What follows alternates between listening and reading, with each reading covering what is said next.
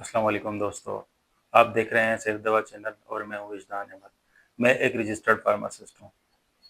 आज हम बात करेंगे ऐसे जुमले की जो अक्सर आप मेडिकल स्टोर पर सुन रहे होते हैं, और वो जुमला ये होता है कि भाई फार्मूला सेम है, एक ही चीज़ है, ले जाएं, बेफिक्र होकर ले जाएं।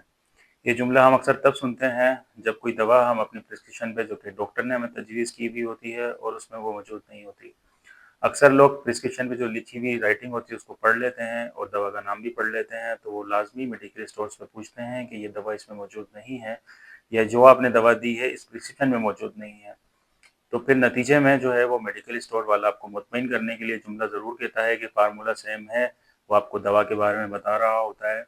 तो क्या फार्मूला सेम होना किस क्या चीज़ होती है, इसके बारे में हम आज जानने की कोशिश करेंगे। देखें, फार्मूला जो दवा का होता है असल में उसका जेनेरिक नेम होता है। जी हाँ, जेनरिक और फार्मूला एक ही चीज़ होता है और ये कई कंपनीज़ का एक हो सकता है, लेकिन हमेशा एक नहीं होता। उसकी वजह ये है कि उसकी क्वालिटी डिफरेंट हो सकती है, उसकी बायो अवेलेबिलिटी डिफरेंट हो सकती है, उसकी जो दवा का मैन्युफैक्चरिंग प्रोसेस है वो डिफरेंट हो सकता है। ख़ास तौर पे वो मरीज़ जो कि ब्लड प्रेशर की, शुगर की या हार्ट डिसीज़ की या मिर्गी की दवा ले रहे होते हैं, उसमें उसका असर मुख्तलिफ हो सकता है। मिसाल के तौर पे अगर आपने ब्लड प्रेशर की दवा ली है और आपको वक्त पे अगर उसके रिजल्ट्स नहीं मिले तो आपका ब्लड प्रेशर बढ़ सकता है।